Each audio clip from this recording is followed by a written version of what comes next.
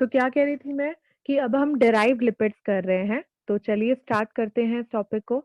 तो हमारा जो थर्ड है वो है डेराइव्ड लिपिड्स। ओके, तो डेराइव्ड लिपिड्स जैसे कि मैंने आपको बताया था कि कैसे बनते हैं बच्चों, किसी को पता है, किसी को याद है मैंने क्या बताया यस था इसके मैम। बारे में? मैम ये मैम कैसे बनते हैं? मैम कंजुगेट लिपिड और सिंपल लिपिड का मैम एक टाइप का मैम मिक्सर है मैम। दोनों से हाँ, मिलके मिक्सचर बनते हैं। कह सकते हैं या फिर हम कह सकते हैं कि उसकी डीनेचुरेशन से बनते हैं, है ना। जब हम उसको ओके मैम। डीनेचर कर देते हैं या फिर उनको हाइड्रोलिसिस कर देते हैं, है ना, तब ये वाले डेराइव्ड प्रोटीन्स, डेराइव्ड लिपिड्स हमें मिलते हैं। मैम अगर ओके, हम हाइड्रोलिसिस करें तो हम ब्रेक करें ना उनकी कंपाउंड। हाँ बिल्कुल, हम उनको डीनेचर कर रहे हैं। Okay ma'am. हाँ जी, कोई डाउट है किसी को? ओके, चलो इसको शुरू करते हैं आगे। Yes ma'am. तो ये हमारे होते हैं दो तरीके के। पहले हमें पढ़ने हैं स्टेरॉल्स और दूसरे हमें पढ़ने हैं टर्पीन्स। टर्पीन्स, ठीक है। स्टेरॉल्स जो होते हैं वो स्टेरॉइड्स अल्कोहल होते हैं, ठीक है, ये स्टेरॉइड अल्कोहल होते हैं। इनके बारे में हम पढ़ेंगे, मैं बताऊंगी आपको, इनके एग्जांपल्स दूंगी तब आपको और अच्छे से क्लियर होगा। तो ये क्या होते हैं? स्टेरॉइड अल्कोहल्स, ठीक है। और टर्पीन्स के बारे में भी मैं बताऊंगी। सबसे पहले हम स्टेरॉल पे चलते हैं, स्टेरॉल शुरू करते हैं। सो स्टेरॉल्स, अच्छा, क्या है कि अब जैसे कि मैंने आपको बताया था कि डिराइव करे जाते हैं ये, तो ये डिराइव होते हैं, है ना कहीं से ये बने हैं, किसी न किसी कंपाउंड से अभी ये बने हैं। तो किस कंपाउंड से ये बने हैं वो हम देखते हैं। तो जैसे कि सिंपल लिपिड और कॉन्जुगेटेड लिपिड से ही डराइव करते हैं, है ना। तो यहाँ पे ये जो हमारा इसका डेराइवेशन है बेसिकली स्टेरॉल्स का, ये एक 4 रिंग कंपाउंड से बना है। हम इसको डेराइव करते हैं एक 4 रिंग कंपाउंड से। So it is derived from a 4 ring compound. एक 4 रिंग कंपाउंड से हम इसको डेराइव करते हैं, जिसको हम कहते हैं फिनेंथरीन।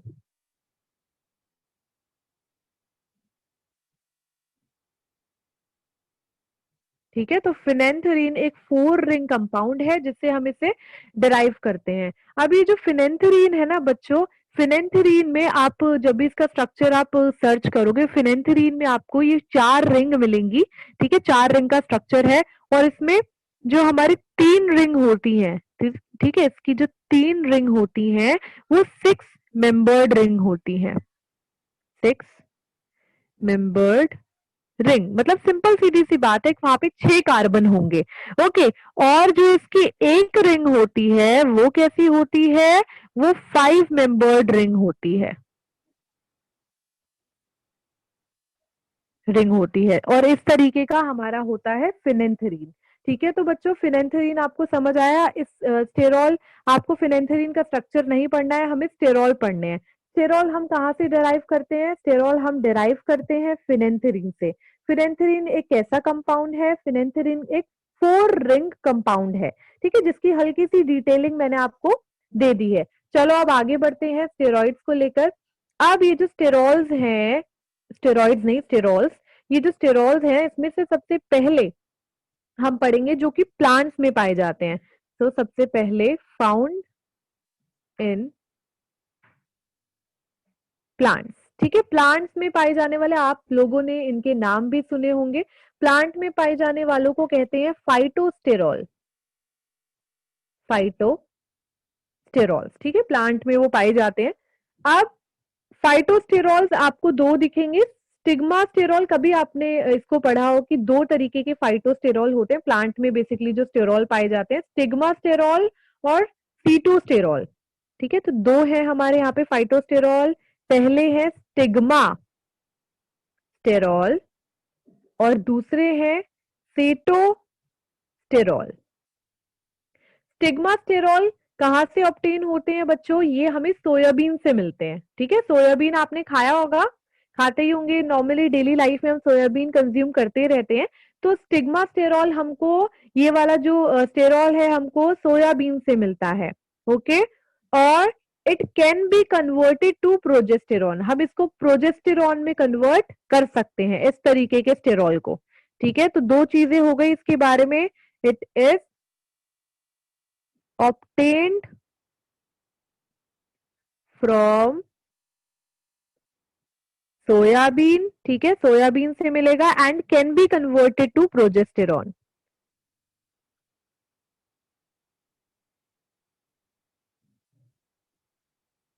Converted to progesterone,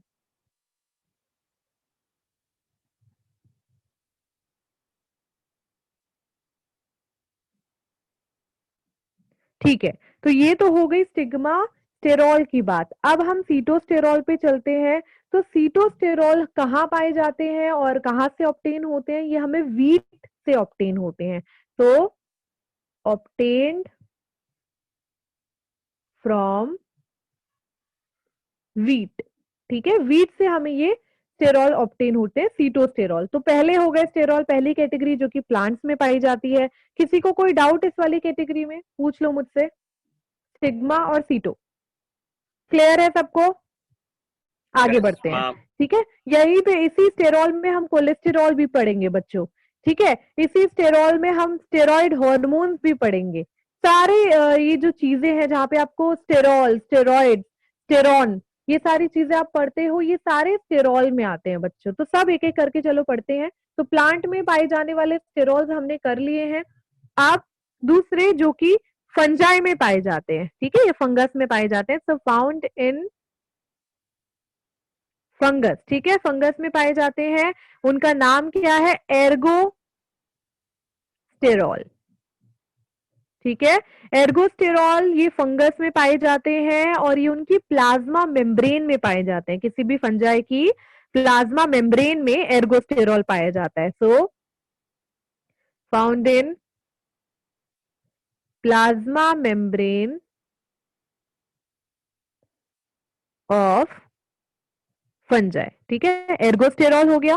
now third की बात करते हैं। अब एनिमल्स में पाए जाने वाले, सो फाउंड इन एनिमल्स, एनिमल्स में कौन से स्टेरॉल पाए जाते हैं वो आप ही मुझे बता देंगे। इनका नाम जू स्टेरॉल है बच्चों, एनिमल में पाए जाते हैं इसलिए जू स्टेरॉल, ठीक है। अब आप मुझे बताएंगे, बताइए कौन सा ह्यूमन में, एनिमल में कौन सा पाया जाता है स्टेरॉल? कोलेस्ट्रॉल। हाँ जी, हाँ जी, कोलेस्ट्रॉल। कोलेस्टेरॉल, ठीक है। ये जो कोलेस्टेरॉल है ये बहुत ज्यादा, मतलब कभी कभी बहुत ज्यादा अमाउंट में ह्यूमन में पाया जाता है, जिसकी वजह से उसको है ना कहा जाता है कि ब्रेन में ये जमा हो गया, या नर्वस टिश्यू के आसपास, स्किन के अंदर ये जमा हो गया, है ना, ब्लड वेसल के अंदर। और एक रीजन, जैसे कि मैंने आपको लास्ट क्लास में बताया था कि एक रीजन पहले ये भी माना जाता था कि हार्ट डिसीज में सबसे ज्यादा ये जो प्रॉब्लम करता है, प्रॉब्लमैटिक होता है, कि वहां पे कोलेस्टेरॉल ही जमा होता है, ठीक है। लेकिन अब रिसेंट रिसर्चेस से ये प्रूव हो गया कि वहां कोलेस्टेरॉल नहीं होता, कोई और तरीके का वहां पे लिपिड पाया जाता है। ओके, तो कोलेस्टेरॉल एक एल्कोहलिक स्टेरॉइड है ना, जैसे कि स्टेरॉल है ये बेसिकली एक।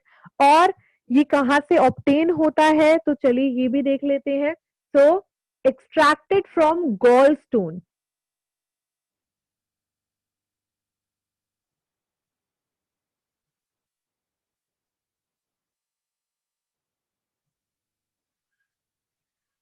आपको गॉल स्टोन्स पता है बच्चों? कोई मुझे बताएगा गॉल स्टोन क्या होता है? मैम गॉल ब्लैडर में जो स्टोन्स हो जाते हैं। हाँ बिल्कुल सही पहचाना आपने, गॉल ब्लैडर में जो एक तरीके का वहां पे कुछ भी चीज जमा हो जाती है ना। तो जैसे कि वहां पे कोई भी चीज जमा हो गई क्रिस्टल की फॉर्म में, है ना, और वो फिर हम उसको स्टोन कह देते हैं, किडनी स्टोन, ठीक है। ऐसे ही गॉल ब्लैडर में होने वाले गॉल स्टोन होते हैं। तो कोलेस्ट्रॉल वहां से एक्सट्रैक्ट किया जाता है, एक्सट्रैक्ट किया जाता है, हम यूज नहीं करते उसका, पर हाँ, अगर ह्यूमन बॉडी देखी जाए तो वहां पे व्हाइट क्रिस्टलाइन सब्सटेंस की, व्हाइट है ना, और क्रिस्टलाइन सब्सटेंस की फॉर्म में गॉल स्टोन से ये एक्सट्रैक्ट किया जाता है। ओके, तो किस फॉर्म में? व्हाइट क्रिस्टलाइन सब्सटेंस की फॉर्म में, व्हाइट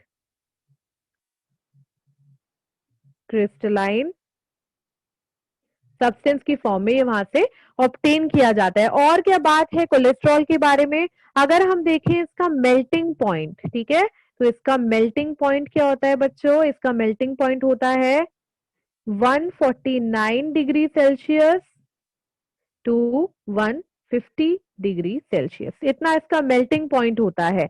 अच्छा, नेक्स्ट क्या चीज है इसके बारे में इंपॉर्टेंट? ये भी इंसुलेटर की तरह वर्क करता है। So it acts as insulator. Insulator की मैं क्यों बोल रही हूँ कि ये इंसुलेटर की तरह वर्क करता है बच्चों? क्यों करता है? मैम क्योंकि वही ना, इसका मेल्टिंग पॉइंट मैम इतना ज्यादा है, तो मैम वो तो ये पुअर कंडक्टर होगा ना हीट का, और ये बॉडी से हीट को बाहर नहीं जाने देगा। तो वही तो होते हैं ना इंसुलेटर, जो हीट के पुअर कंडक्टर होते हैं। अगर हीट का गुड कंडक्टर होता तो क्या होता? वो होता हमारा, ठीक है, हीट का गुड कंडक्टर यस होता, मैम। मतलब ये हीट है ना, हीट का, तो उसको वो कंडक्टर्स में आते हैं। देन अब ये बैड कंडक्टर है, पुअर कंडक्टर है हीट का, है ना, वहां से पास डाउन नहीं होने देता बॉडी में से, तो ये इंसुलेटर की तरह वर्क करता है। अच्छा, नेक्स्ट क्या है? It provide strength to plasma membrane. ठीक है, हमारी जो प्लाज्मा मेम्ब्रेन होती है उसको स्ट्रेंथ देने के भी ये काम आता है, अगर ये वहां पे जमा हो जाता है। So it provide strength to plasma membrane. तो ये हो गई कितनी सारी बातें कोलेस्टेरॉल के बारे में।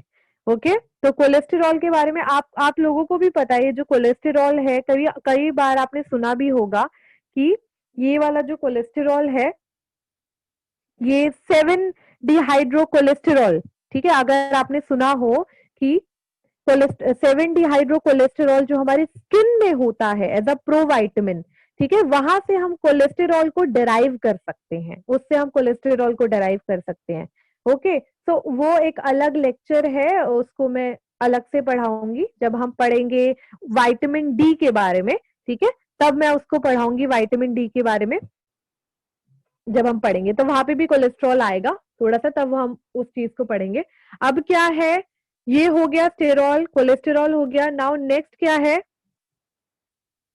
Bile acids. ठीक है, ये जो बाइल एसिड्स होते हैं, जैसे कि अब बाइल एसिड्स कहाँ? बाइल जूस में पाए जाते हैं, बाइल सॉल्ट्स होते हैं, बाइल एसिड्स मैम होते हैं, बाइल पिगमेंट्स होते हैं, है ना, पढ़ा पढ़ा होगा आपने डाइजेशन में। तो यहाँ पे कौन से होते हैं? जैसे कि कॉलिक एसिड, ठीक है, और डीऑक्सीकॉलिक एसिड, डीऑक्सी कॉलिक एसिड, ठीक है, और चेनोडीऑक्सीकॉलिक एसिड, चेनो डीऑक्सी कॉलिक एसिड, ये बाइल एसिड्स, ये भी स्टेरॉल में आते हैं। ओके, ये हो गया हमारा इंपॉर्टेंट, स्टेरॉल्स मैं आपको बता रही हूँ। देन स्टेरॉइड हार्मोन्स हमारी बॉडी में, ठीक है, हमारी बॉडी में होते हैं स्टेरॉइड हार्मोन्स। अब मुझे कोई नाम बताएगा इनका?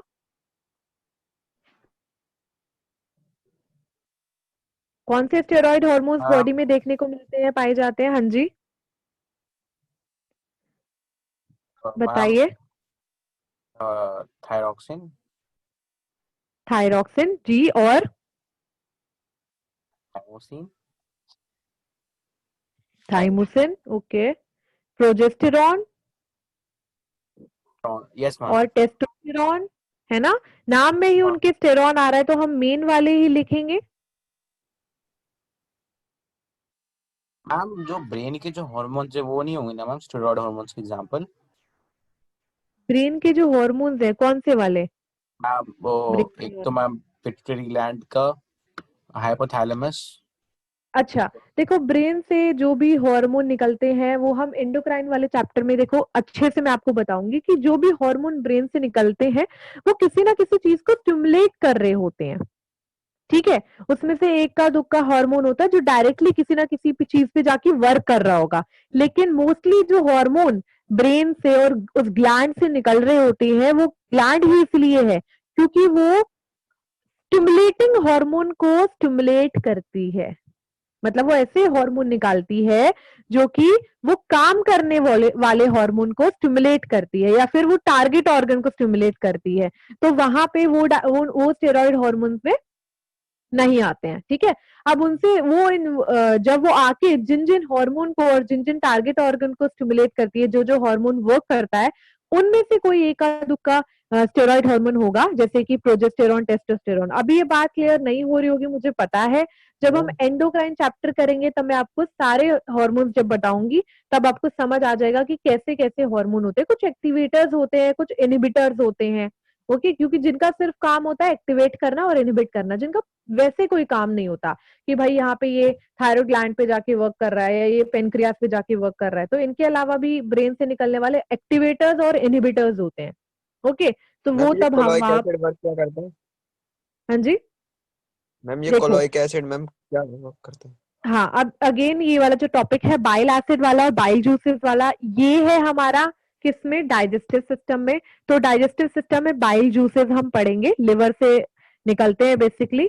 तो बाइल जूसेस में इशू तीन करते हैं तरीके ना की चीज हाँ आपको पढ़ने को मिलेगी। यहाँ पे बाइल एसिड हो गए हैं, बाइल पिगमेंट हो गए हैं, और तीसरे हो गए हैं हमारे बाइल सॉल्ट। ओके, तो ये जो हमारे बाइल एसिड है ये वही उसी तरीके का काम करते हैं, जूस का ही काम करते हैं वहां पे। और ये वही डाइजेस्टिव एंजाइम में हेल्प करते हैं, बेसिकली इमल्सिफिकेशन में हेल्प करते हैं। ठीक है, फैट के, वहां पे फैट की ओके मैम। इमल्सिफिकेशन आपने बाइल जूस में पढ़ा होगा, it help in the emulsification of fat. तो अब यस बाइल मैम। सॉल्ट की बात आई तो वो तो हेल्प इसमें करेंगे नहीं इमल्सिफिकेशन में, हाँ थोड़ा बहुत कर देते हैं। बाइल पिगमेंट की बात आई तो वो कलर देते हैं हमारे यूरिन को और हमारे स्टूल को, फीसिस को कलर देने का। और बाइल एसिड की बात आई तो ये इमल्सिफिकेशन में हेल्प करते हैं। और ये भी कोई डाइजेशन नहीं करते, आपको पता ही होगा, ये एक बड़े मॉलिक्यूल को छोटे मॉलिक्यूल में बस तोड़ देते हैं, है ना, ताकि डाइजेशन ओके इजी हो मैम। जाए। तो बाइल जूसेस डाइजेस्टिव एंजाइम नहीं छोड़ते हैं, वो डाइजेस्टिव एंजाइम नहीं है, बाइल जूसेस डाइजेस्टिव जूसेस नहीं है, वो बस इमल्सिफिकेशन में काम आते हैं। अच्छा, स्टेरॉइड हार्मोन प्रोजेस्टेरॉन है, टेस्टोस्टेरॉन है, और raw material for steroid hormone. अब किसी भी स्टेरॉइड हार्मोन का रॉ मटेरियल क्या है, यानी कि स्टेरॉइड हार्मोन बने किससे हैं। तो यहाँ पे जो रॉ मटेरियल है वो है कोलेस्टेरॉल। तो बच्चों आप याद रखिएगा, रॉ मटेरियल हमारी बॉडी में यानी कि बने किससे हैं, ये raw material for steroid hormones is cholesterol. ठीक है, कोलेस्टेरॉल एक रॉ मटेरियल है स्टेरॉइड हार्मोन के लिए। नाउ अब ये हो गया, देन सिक्स विटामिन डी। देखो फिर आ गया इसका नाम विटामिन डी। विटामिन डी के बारे में जब मैं पढ़ाऊंगी तो ये किससे बनता है, विटामिन डी ये कोलेस्टेरॉल से बनता है। ठीक है, so it is made from cholesterol. क्योंकि अब ये कोलेस्टेरॉल से बन रहा है हमारी बॉडी में, तो बच्चों ये भी तो स्टेरॉल में ही आएगा क्योंकि उसी तरीके का कंपोनेंट है, एक स्टेरॉल से बनने वाला एक चीज है, एक विटामिन है, इसीलिए इसको भी हम स्टेरॉल में ही लिखेंगे। ठीक है, ये हो सॉरी ये हो गया। अब ये हो गया स्टेरॉल्स। अब हम टर्पीन्स करेंगे। स्टेरॉल्स में किसी को कोई डाउट? सारे अभी हम लिपिड पढ़ रहे हैं और अब हम टर्पीन्स करेंगे। हाँ जी, मैम जो हाँ जी, हमने स्टेरॉइड हार्मोन में प्रोजेस्टेरोन पढ़ा था और फाइटोस्टेरोल में प्रोजेस्टेरोन पढ़ा है, वो सेम है? फाइटो स्टेरॉल में कहा गया? स्टेरॉल में जो अच्छा, प्रोजेस्टेरोन। आप ये कह रहे हैं कि अच्छा ये वाला जो प्रोजेस्टेरॉन है और वो वाला जो प्रोजेस्टेरॉन, हाँ जी प्रोजेस्टेरॉन सेम है। पर आप फिर पूछोगे कि मैम ये प्लांट में कैसे? Yes ma'am. हाँ, तो क्या है कि ये देखो, इस स्टिग्मा स्टेरॉल को, ठीक है, हम किसी केमिकल के जरिए, किसी केमिकल रिएक्शन के जरिए प्रोजेस्टेरॉन बना सकते हैं। समझ रहे हो? तो देखो लिखा भी क्या है, can be converted to progesterone, can be converted, है ना। सपोज हमें आर्टिफिशियल प्रोजेस्टेरॉन की जरूरत है तो हम इस चीज को लेके आर्टिफिशियल प्रोजेस्टेरॉन बना देंगे। और प्रोजेस्टेरॉन के इंजेक्शन भी दिए जाते हैं वुमेन्स को, है ना। हार्मोनल इंजेक्शन दिए जाते हैं जिनकी बॉडी में हार्मोनल इम्बैलेंस होता है, पता है ना आपको। तो अगर इस फाइटोस्टेरॉल को, स्टिग्मास्टेरॉल को मैं प्रोजेस्टेरॉन बना सकती हूँ तो कितनी बड़ी प्रॉब्लम सॉल्व हो गई कि किसी की बॉडी से ये हार्मोन निकालने की जरूरत नहीं पड़ेगी। और अगर ये हम आर्टिफिशियली बना पा रहे हैं बाहर से तो ये दिया जा सकता है उन वुमेन्स को, या है ना जिनको जरूरत है इसकी। तो आप समझ रहे हो उसका मतलब क्या है वहां पे। Yes ma'am. अब हम टर्पीन्स करते हैं बच्चों। टर्पीन्स क्या है, ये किसके डेरिवेटिव है वो देख लेते हैं सबसे पहले, कहाँ से ये डराइव हुए हैं। तो it is a derivative of 5 carbon compound. ये 5 कार्बन कंपाउंड से डराइव्ड है। उसको क्या कहते हैं, उसको कहते हैं आइसोप्रीन। तो ये बच्चों आइसोप्रीन एक 5 कार्बन कंपाउंड है। आइसोप्रीन, अगेन हमें आइसोप्रीन नहीं पढ़ना है, बस हमें पता होना चाहिए ये डराइव्ड किससे है। तो आइसोप्रीन की यूनिट से, रिपीटेड यूनिट से ये बने हुए होते हैं, ठीक है। तो आइसोप्रीन से ये डराइव होते हैं, हम कह सकते हैं। अच्छा आगे बढ़ते हैं।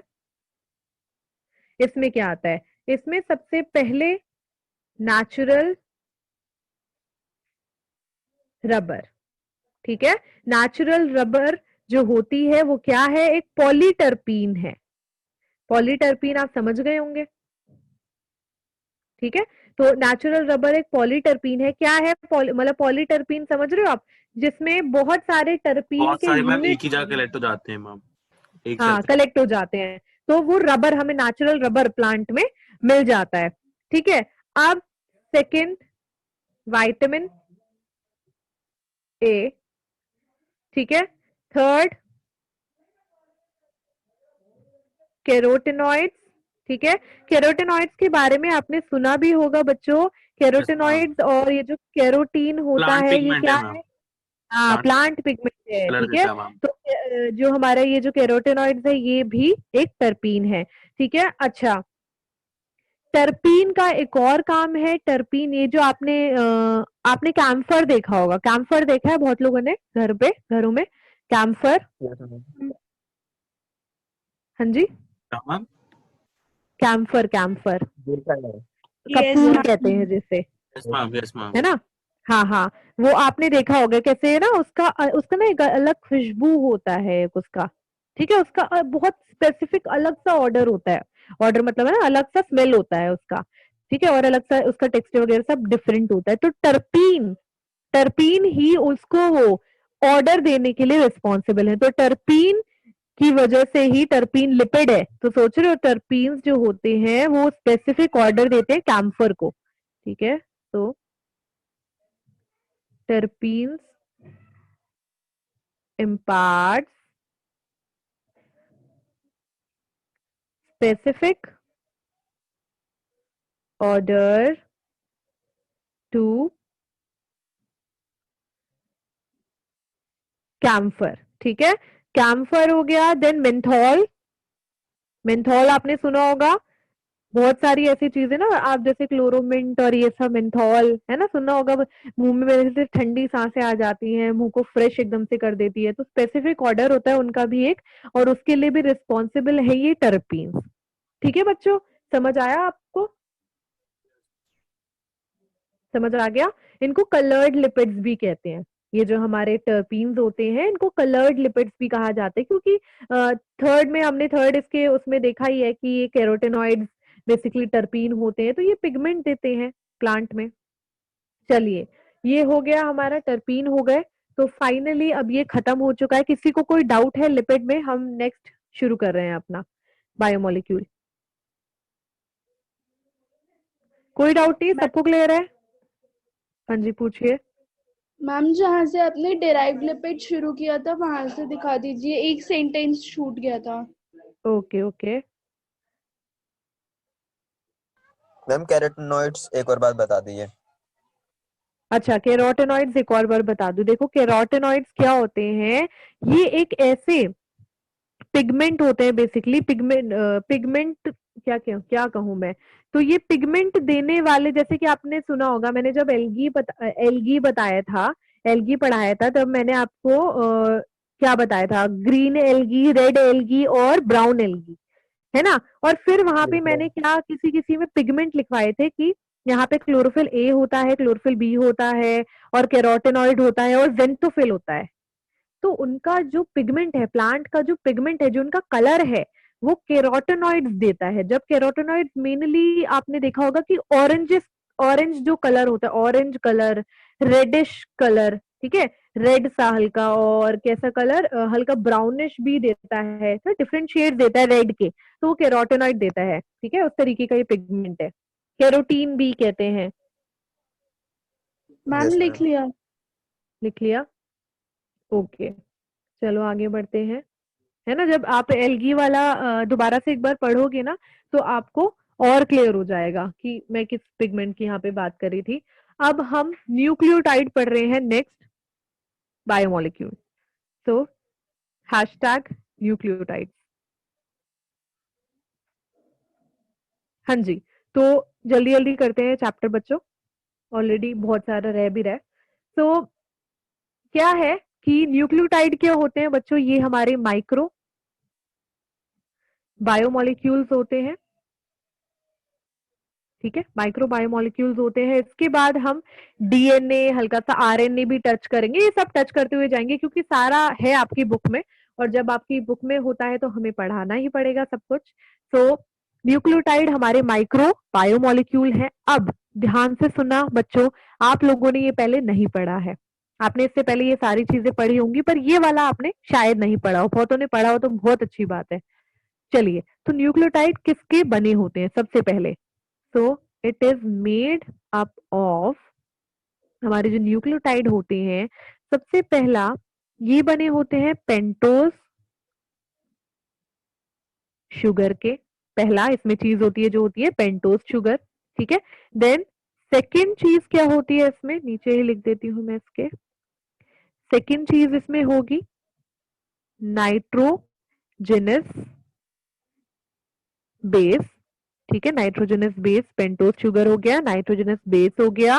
देन थर्ड क्या होगा, थर्ड होगा इसमें लगा होता है फॉस्फोरिक एसिड, और इसको मैं डायरेक्ट फॉस्फेट भी कह सकती हूँ।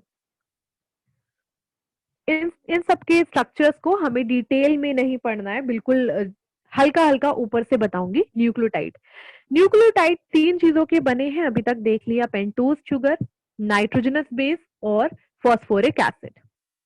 सबसे पहले बात करते हैं पेंटोज शुगर की, क्योंकि हमें अब बात करनी है आगे डीएनए और आरएनए की, तो इसलिए हमें जानना जरूरी है उस, है ना, डीएनए और आरएनए के हिसाब से भी, तो वो भी हम देखते चलेंगे। तो सबसे पहला है पेंटोज शुगर। पेंटोज से आप मुझे बताइए कि पेंटोज से कितने कार्बन होंगे इसमें, मैम 5 कार्बन होंगे। पेंटोज है ये, 5 कार्बन होंगे, बिल्कुल। चलिए, तो 5 कार्बन इसमें होंगे पेंटोज शुगर में। तो पेंटोज शुगर बच्चों दो तरीके के होते हैं, पेंटोज शुगर जो हमें पढ़ने हैं, पहला है राइबोस्ड शुगर, ठीक है, दूसरा है डीऑक्सी राइबोस शुगर। काफी बच्चों को बहुत हद तक चीजें अब हल्की क्लियर हो गई होंगी कि अगर हम बात कर रहे हैं राइबोस शुगर की, है ना, तो पेंटोज शुगर दो तरीके के होते हैं, एक राइबोस शुगर और एक deoxy ribose sugar. Ribose sugar वो होते हैं आरएनए में, जिस तभी उसका नाम क्या पड़ा, ribo nucleic acid, ribo nucleic. और डीऑक्सी राइबोस शुगर वो होते हैं डीएनए में, तभी उनका नाम क्या पड़ा, deoxy ribo nucleic acid. Clear हुआ, आगे बढ़ते हैं। अब राइबोस शुगर का स्ट्रक्चर में आपको, ये पेंटोज शुगर है, दोनों का स्ट्रक्चर मैं आपको बता देती हूँ। दो तरीके के होंगे न्यूक्लियोटाइड, न्यूक्लियोटाइड में पेंटोज शुगर, सॉरी, तो ये रहा इसका स्ट्रक्चर, ठीक है। अब कार्बन 1 2 3 4 5। अब देख रहे हो बच्चों आप कि रिंग के अंदर सिर्फ 4 कार्बन होंगे और 5वां कार्बन पूंछ की तरह ऊपर अटैच होगा, जैसे कि मैंने आपको ग्लूकोज के स्ट्रक्चर में बताया था, हल्का फुल्का ऐसी ही कुछ चीज थी वहां पे। यहाँ पे भी सेम चीज है राइबोज में कि 4 कार्बन तो अंदर है, 5वां कार्बन पूंछ की तरह अटैच है। अब जानने वाली बात क्या है, इसके सेकंड और थर्ड कार्बन की बात इंपॉर्टेंट है। इस क्या बात कर रही थी मैं, दोबारा से देखते हैं। तो यहाँ पे मैं बता रही थी कि इसके सेकंड और थर्ड कार्बन में एक हल्का सा डिफरेंस है, जो आपको इधर भी देखने को मिलेगा। चलो देखते हैं। तो यहाँ पे सेकंड कार्बन में क्या होता है, एक OH और एक H प्रेजेंट है। ठीक है, यहाँ पे एक H और एक OH, यानी कि हमारे कितने फंक्शनल ग्रुप, 2 फंक्शनल ग्रुप हैं, एक सेकंड पे है और एक थर्ड पे है। ठीक है बच्चे, अब क्या है, डीऑक्सीराइबोस का स्ट्रक्चर भी बिल्कुल सेम है, क्योंकि ये भी एक पेंटोज शुगर है बच्चों। तो यहाँ पे भी अगेन, ठीक है, fifth, so this is 1 2 3 and hello 4। हाँ जी, मैम, किसने हाँ जी आपकी बच्चों, आवाज नहीं आ रही थी काफी देर से और कनेक्टिंग हो रहा था, बार बार लीव हुई थी तो इसलिए मैंने हटा दी। अच्छा अब आ रही है मेरी आवाज? हाँ अब आ रही है पर बीच बीच में अटक रही है। डिस्कनेक्ट, हाँ वो नेटवर्क इशू होगा आपका।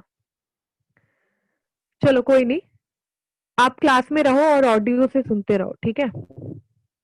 नाउ इसके सेकंड और थर्ड कार्बन में क्या है, इसके सेकंड और थर्ड कार्बन में यहाँ पे सेकंड पोजीशन पे 2 हाइड्रोजन आपको देखने को मिलेंगे और यहाँ पे आपको एक हाइड्रोजन और एक ऑक्सीजन, ठीक है, सॉरी एक हाइड्रोक्सी ग्रुप। ठीक है, अब क्या है कि डीऑक्सीराइबोस शुगर में एक फंक्शनल ग्रुप है और राइबोस शुगर में 2 फंक्शनल ग्रुप हैं, इसीलिए डिफर करते हैं बच्चों। इसीलिए डीऑक्सीराइबोस शुगर, ठीक है, डीएनए में होते हैं, पाए जाते हैं, और राइबोस शुगर जो होते हैं वो आरएनए में होते हैं। इसीलिए डीएनए एक स्टेबल जेनेटिक मटेरियल है और इसीलिए आरएनए एक अनस्टेबल जेनेटिक मटेरियल है। ये मैं आपको ना, और जब हम डिटेल में पढ़ेंगे 12th क्लास में और अच्छे से बताऊंगी। सारा ये बेसिक है 12th क्लास का, जिसने ये नहीं पढ़ा होता फिर 12th में जाके हम लोग ये सारी चीजें जल्दी जल्दी पढ़ा देते हैं, तो बच्चों को ना सर के ऊपर से ऐसे बाउंसर जाता है। तो अभी से आप चीजें ना याद रखना सीखिए।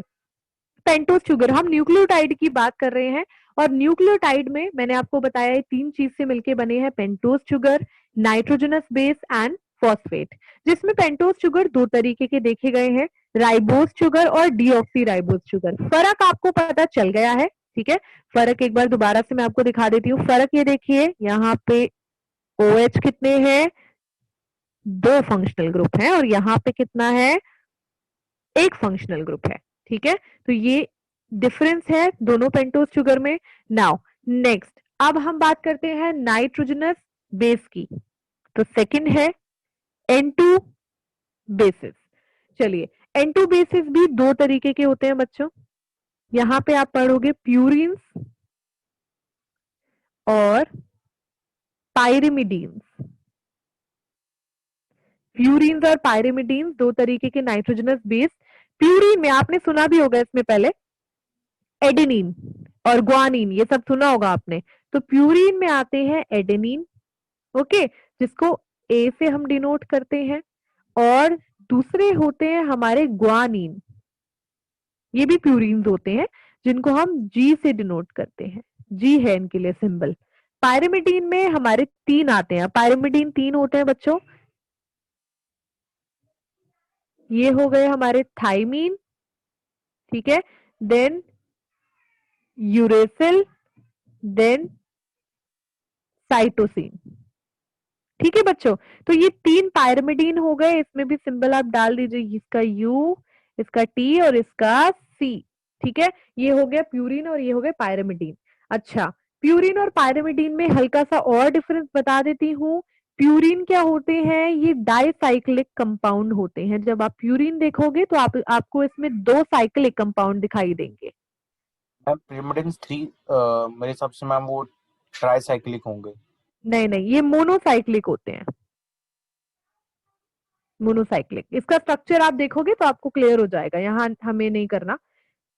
ये डाइसाइक्लिक होते हैं, ये मोनोसाइक्लिक होते हैं। मैं सिर्फ एक की बात कर रही हूँ, जैसे कि अगर एडेनिन मैंने देखा, एडेनिन की अगर मैं बात करूं तो वो डाइसाइक्लिक कंपाउंड होगा।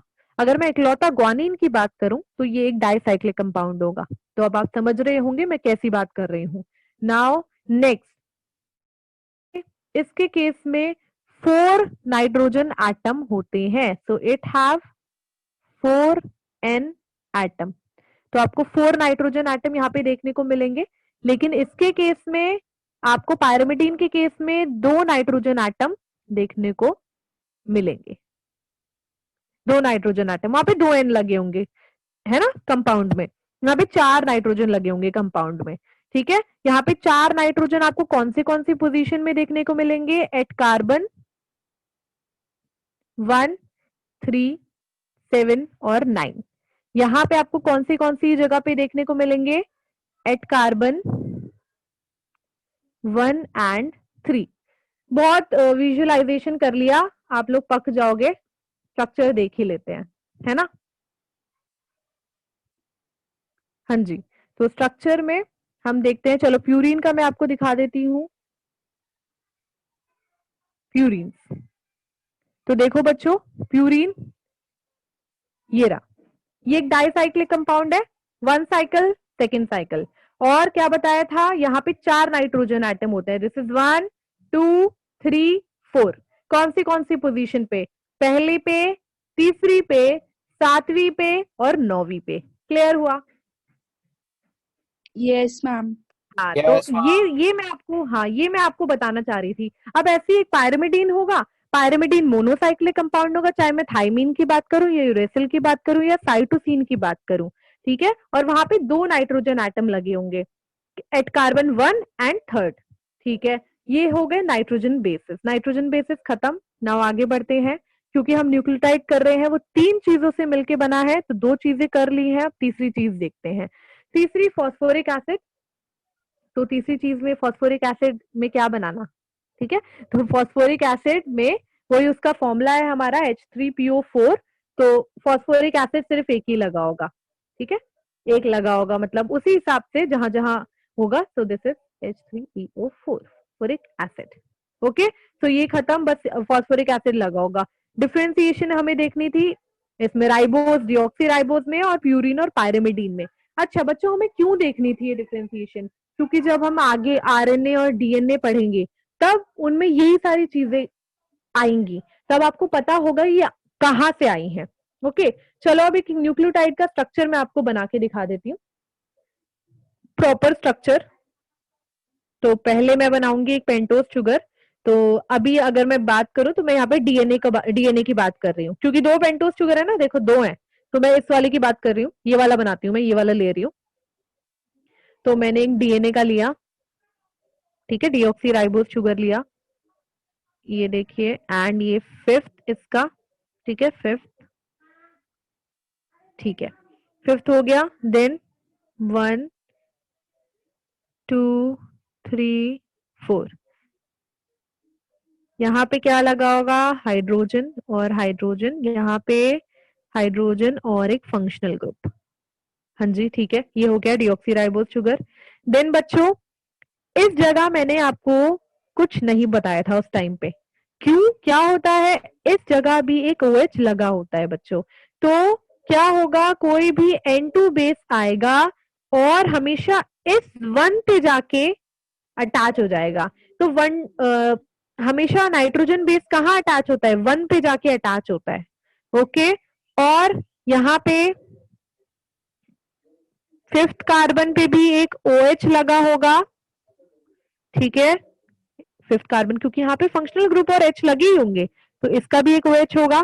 पर ये भी मैंने आपको क्यों नहीं दिखाया? क्योंकि यहाँ पे आके अटैच हो जाता है फॉस्फोरिक एसिड,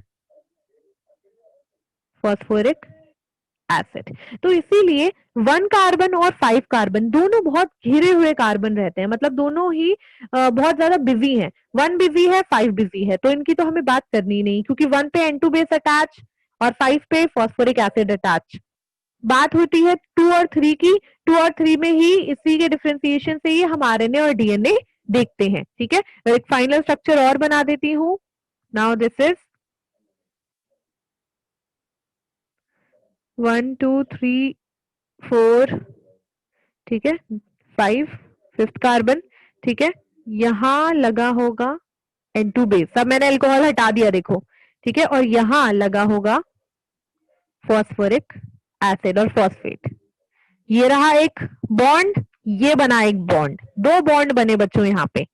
इस बॉन्ड को मैं क्या कहूंगी, इस बॉन्ड को यहाँ पे मैं इसके पहले ये बना देती हूँ H H H, ठीक है इस बॉन्ड को मैं क्या कहूंगी, इस बॉन्ड को मैं ग्लाइकोसाइडिक बॉन्ड कहूंगी, ठीक है बच्चों। तो सबसे पहला बॉन्ड हमने कौन सा पढ़ा, ग्लाइकोसाइडिक बॉन्ड, जो कि इसके शुगर के पहले कार्बन से जब नाइट्रोजन बेस अटैच होता है तो ग्लाइकोसिडिक बॉन्ड बनेगा, और ये वाला कौन सा बनेगा, ये होगा Phosphoric फॉस्फोईस्टर, हाँ कौन सा, phosphodiester bond, phosphodiester bond. Phospho, हाँ फॉस्फोडाइस्टर नहीं कहेंगे हम इसको, यहाँ पे अगर ये सिंगल है तो मैं इसको फॉस्फो ईस्टर बॉन्ड कहूंगी, क्या है ना इसको फॉस्फोडाइस्टर बॉन्ड भी कहते हैं, sometime it is also called phosphodiester bond, लेकिन उसका एक अलग रीजन है, वो जब मैं आपको बताऊंगी तो तब आपको समझ आ जाएगा कि कभी कभी यहाँ पे फॉस्फोईस्टर लगा होगा, लिखा होगा, कभी कभी किसी बुक में यहाँ पे फॉस्फोडाइस्टर लिखा होगा, और वो क्यों लिखा होगा, तो ये एक न्यूक्लियोटाइड का स्ट्रक्चर है, ये आपको आई होप समझ आ गया होगा, समझ आ गया न्यूक्लियोटाइड। तो न्यूक्लियोटाइड तीन चीजों से मिलके बने हैं, ठीक है pentose sugar, nitrogenous base and phosphate group, okay fine. अब हम न्यूक्लियोसाइड पढ़ेंगे, ठीक है एक सेकंड में आती हूँ न्यूक्लियोसाइड, फिर कंटिन्यू करते हैं, एक सेकंड रुकिए, ओके अटेंडेंस भी ले ले, अटेंडेंस ले लो, कोई स्क्रीनशॉट ले लो, एक बार अटेंडेंस ले लो। मैम एक मैं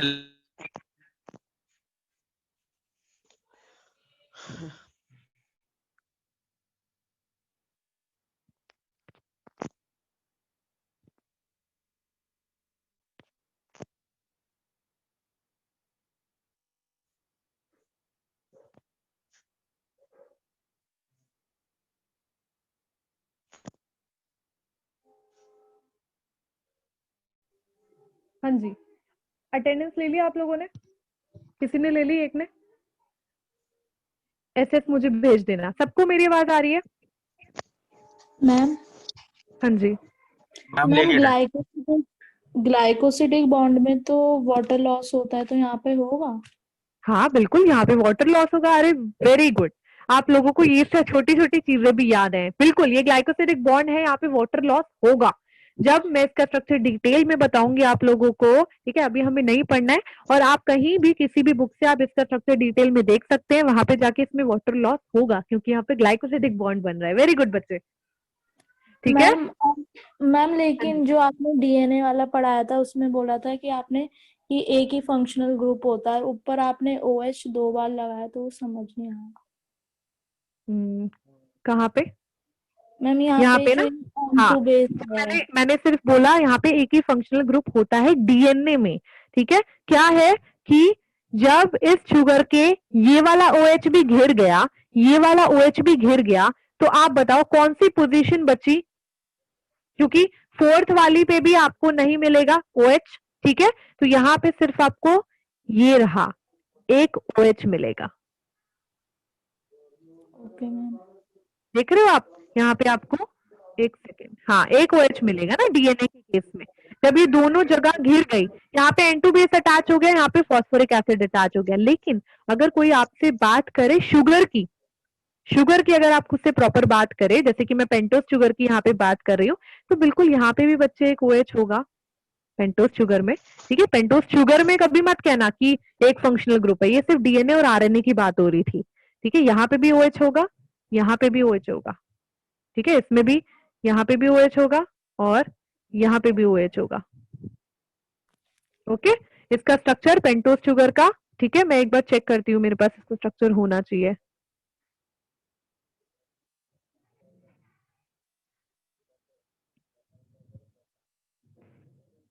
नहीं नहीं है नहीं इसका स्ट्रक्चर मेरे पास अभी,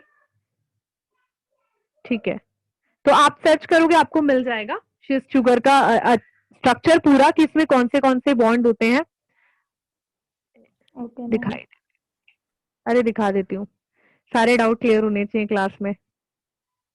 तो राइबोस,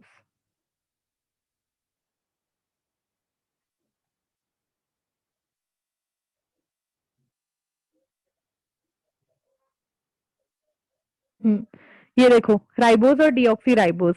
अब देखो ये है राइबोस, कितने OH है 1 2 3 4।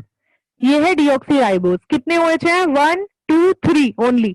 लेकिन जब बॉन्ड बनेगा, डीएनए बनेगा और आरएनए बनेगा, तो इसके 1 और 2 दो गए, इसके भी 1 2 दो गए, इसके पास 2 बचे और इसके पास सिर्फ 1 बचा बेचारे के पास। Okay ma'am. हाँ, तो ये सीन होता है। और बाकी अगर हम शुगर की बात करें तो वहां पे होते हैं ज्यादा फंक्शनल ग्रुप हैं, उसमें 4 है, उसमें 3 ऐसे करके हैं।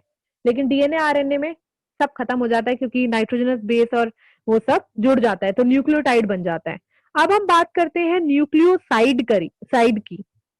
आपने न्यूक्लियोसाइड भी सुना होगा सब लोगों ने, न्यूक्लियोसाइड।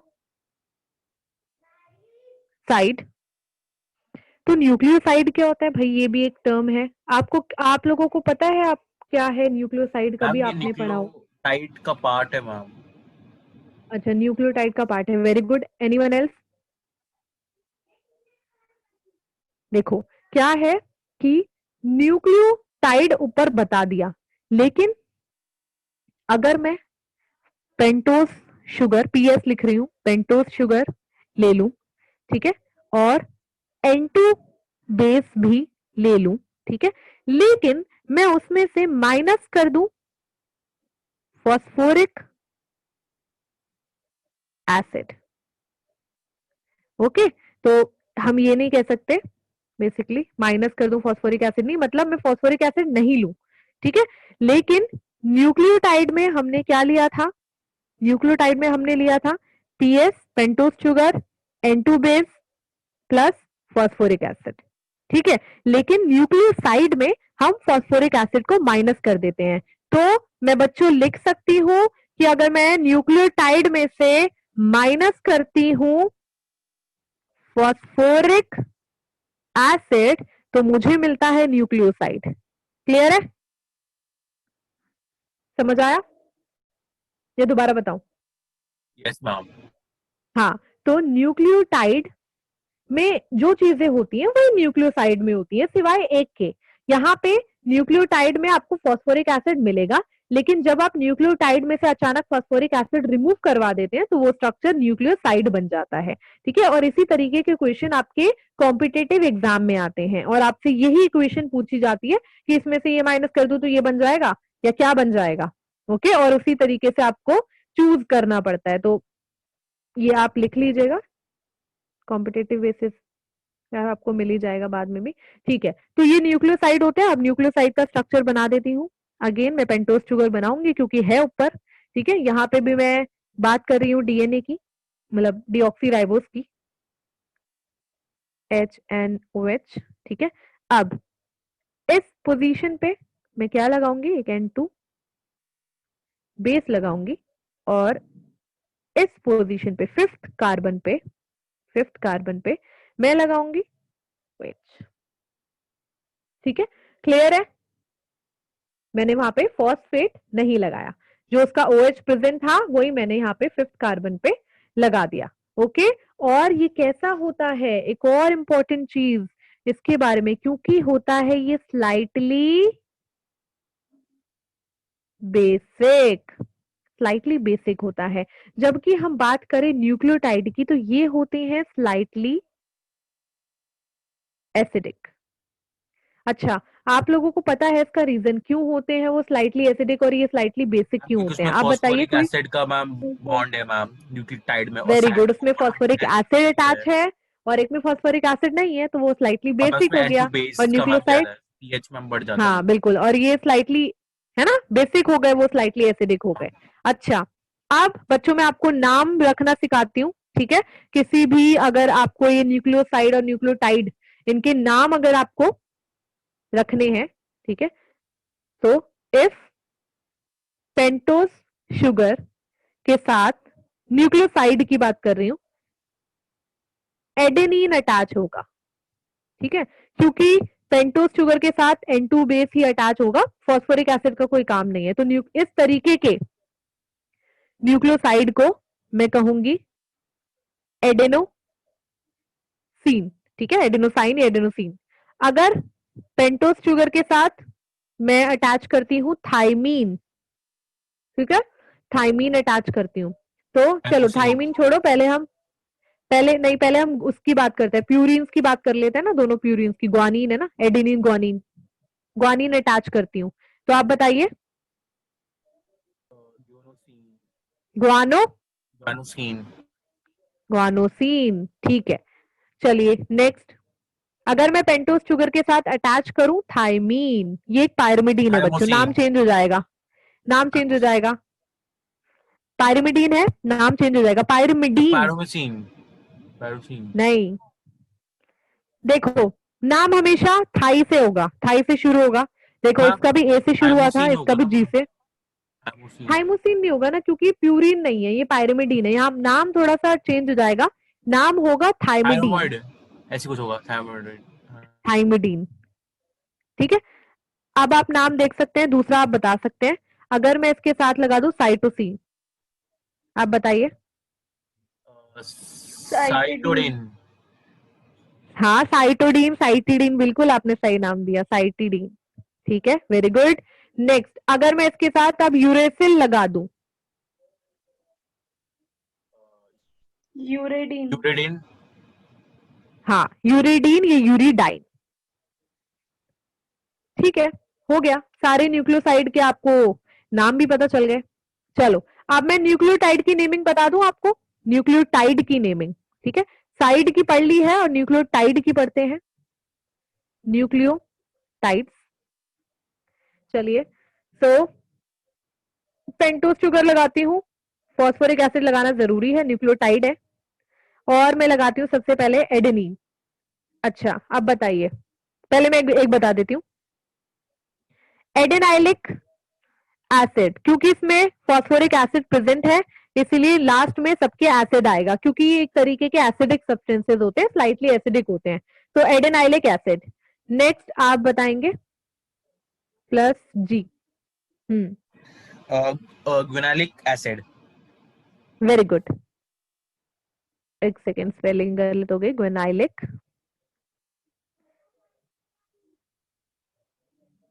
एसिड। प्रियांशु ने मन में सारे बना लिए होंगे। Yes ma'am. ओके चलिए ये बताइए, साइटिडिक एसिड। साइटिडिक क्यों होगा? Ma'am sorry, cytidylic. Cytidylic acid, ठीक है, साइटिडाइलिक, ग्वाइनाइलिक, साइटिडाइलिक, साइट क्या होता है, साइटोसिन होता है ना। यस मैम, मैं सब में मैम आपने YLIC लगाना है मतलब लास्ट में। हाँ आप बताइए। मैम इसका होगा थ्रोमीडाइलिक एसिड। क्या थ्रोमी? नहीं मैम, कौन बताएगा? Thymidylic acid, thymidylic acid. हाँ thymidylic. Next uridylic acid. Uridylic acid. Acid, very good. आप लोग सब जान गए हैं दुनिया की सारी चीज बातचीतें, ठीक है, बिल्कुल, अब ये कोई गलत नहीं करके आएगा कहीं भी, ठीक है, ये इंपॉर्टेंट है, ये सारी चीजें आपको आनी चाहिए, ठीक है। आप काफी बड़ी क्लास में है, बायोलॉजी पढ़ रहे हैं, तो न्यूक्लियोटाइड का नाम कैसे रखते हैं और न्यूक्लियोसाइड का कैसे रखते हैं वो मैंने आपको बता दिया, और न्यूक्लियोटाइड हम खत्म कर चुके हैं। ओके, किसी को कोई डाउट है तो पूछ लो, फिर मैं नेक्स्ट शुरू कर रही हूँ। कोई डाउट नहीं है? No ma'am. चलो अब हम डीएनए शुरू कर रहे हैं। हाँ जी पूछिए। मैम कोई भी कंपाउंड पढ़ते हैं तो उसका मैम IUPAC नेमिंग होता है, वो आता है मैम बायो में?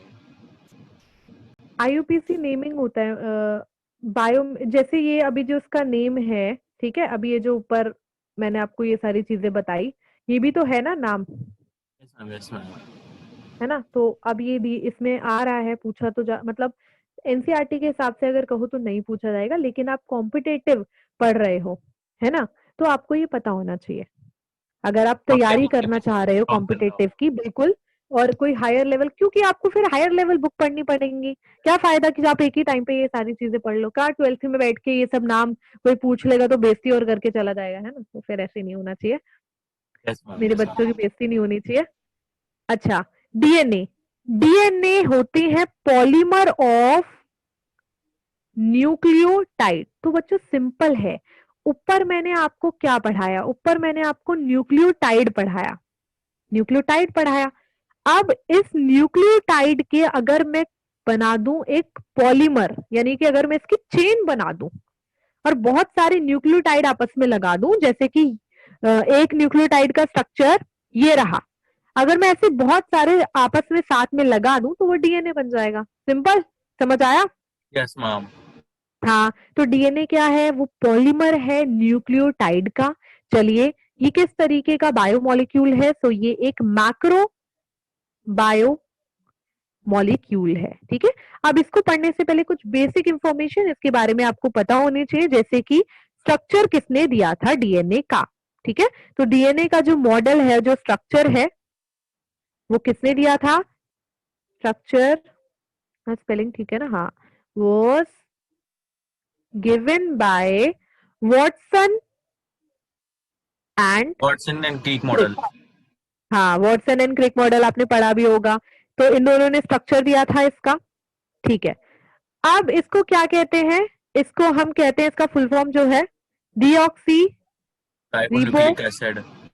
Nucleic acid. जी बिल्कुल ठीक बताया। नेक्स्ट, ये डबल स्ट्रैंडेड स्ट्रक्चर है बच्चों, कैसा है, डबल स्ट्रैंडेड है, Double यानी कि strand। आप यहाँ पे दो स्ट्रैंड देखने को आपको मिलेंगे जो कि साथ में चल रहे हैं, डबल स्ट्रैंडेड स्ट्रक्चर है।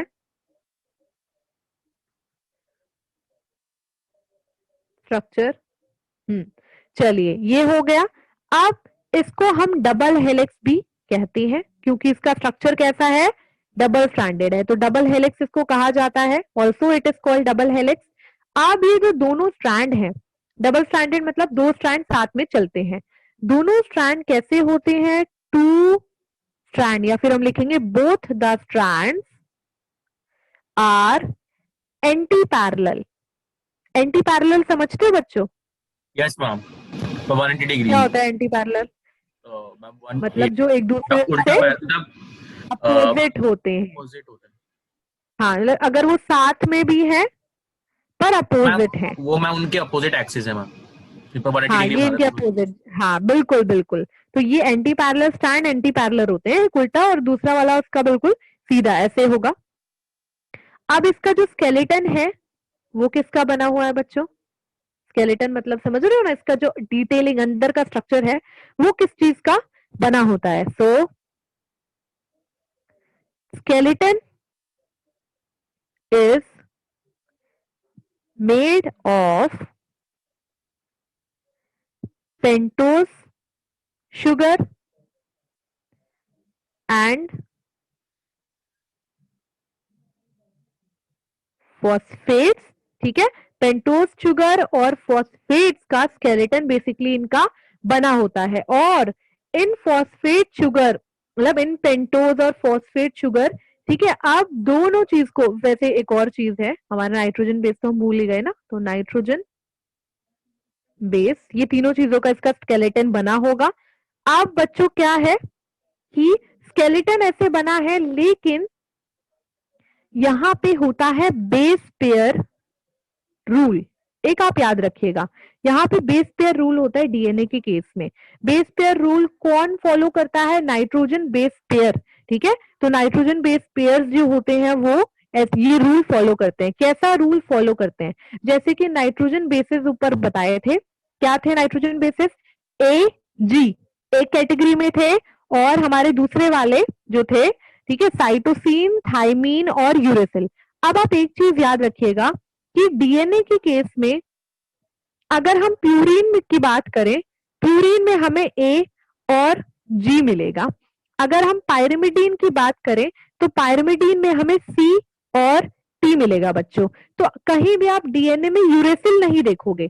तो ये एक क्या बोलते हैं कि ये एक चीज है कि क्या होगा, हमेशा दो प्यूरिन लिए जाएंगे और दो पायरिमिडीन लिए जाएंगे। अगर हम डीएनए पढ़ते हैं, क्योंकि वो लोग 5 हैं, ठीक है, और हमें 4 चुनने हैं, तो डीएनए ने अपने 4 कौन से चुने? डीएनए हमेशा ए जी रखेगा प्यूरिन में, और पायरिमिडीन में वो हमेशा सी और टी रखेगा, वो कभी भी यूरेसिल को नहीं बुलाएगा, ठीक है। जब आरएनए यूरेसिल को बुलाएगा और इसको थाइमीन को नहीं बुलाएगा। ओके बच्चों, तो ये एक डिफरेंस है डीएनए और आरएनए में, ये एक और डिफरेंस है डीएनए और आरएनए में। ओके बच्चों, समझ आया? कोई डाउट है किसी को? Yes ma'am. मैम ऐसा हाँ। क्यों होता है? ऐसा क्यों होता है? देखो क्या है कि जब मैं आपको बड़ी क्लास में पढ़ाऊंगी कि डीएनए और आरएनए का स्ट्रक्चर डिफर कैसे करता है, तो क्या है कि बच्चे ध्यान से सुनना कि आरएनए जो है उसमें 2 फंक्शनल ग्रुप पाए जाते हैं और डीएनए में 1 फंक्शनल ग्रुप पाया जाता है। तो ये देखा गया है कि जहां ज्यादा फंक्शनल ग्रुप होते हैं वो मॉलिक्यूल ज्यादा रिएक्टिव होता है, इसीलिए डीएनए स्टेबल है, वो ह्यूमन के अंदर है ना। आरएनए अनस्टेबल है, वो वायरस के अंदर है। तभी तो हम, आज मैं काजल गौर मैम हूं और कल भी मैं ऐसी ही रहूंगी, परसों भी मैं ऐसी ही उठूंगी, उसके बाद भी मैं ऐसी ही उठूंगी, लेकिन है ना, सोके। लेकिन अगर वायरस है और उसका जेनेटिक मटेरियल आरएनए है, क्योंकि मैंने बताया कि वो एक रिएक्टिव है, उसका पेंटोज शुगर रिएक्टिव है, तो आज एक तरीके का वायरस है, कल वो उठेगा तो उसकी कोई और चीज उग गई होगी, परसों कोई और चीज उग गई होगी। तो इस तरीके का एक डिफरेंस हो गया।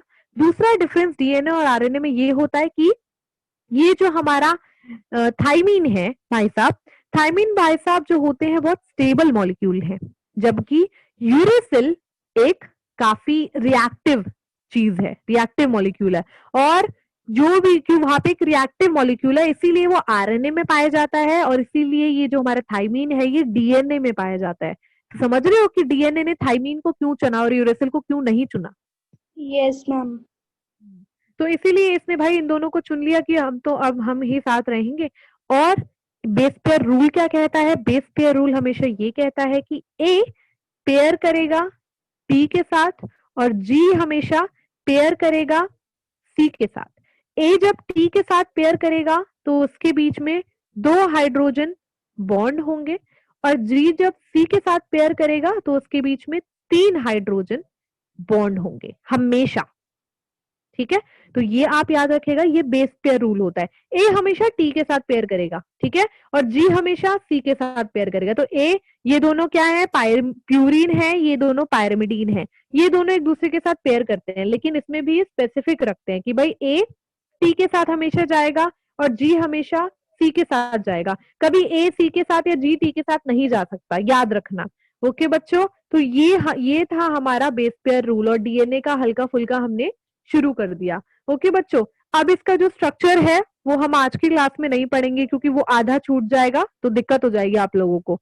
तो न्यूक्लियोटाइड आज मैंने पढ़ाया आप लोगों को, और हमने डीएनए शुरू करा। आप लोगों को कोई डाउट है इसमें, न्यूक्लियोटाइड या न्यूक्लियोसाइड में, किसी चीज में? No ma'am. ओके, मैम किसी रिकॉर्डिंग को कोई में डाउट नहीं है? स्टॉप कर दूं मैम? हाँ, आप रुक जाइए, अभी रुक जाइए।